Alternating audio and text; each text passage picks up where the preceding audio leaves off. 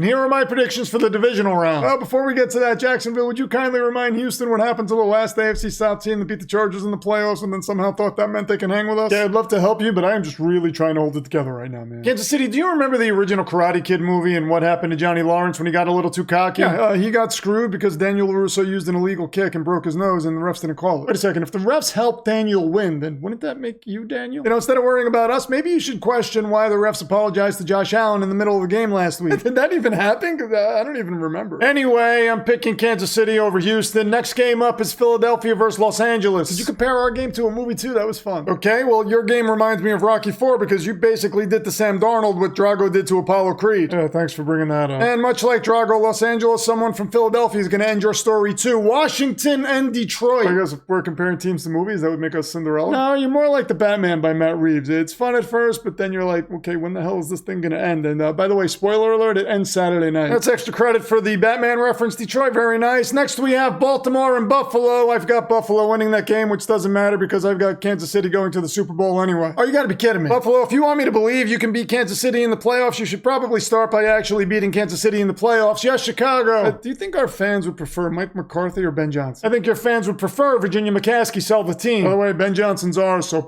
off. Vegas, that's the tension.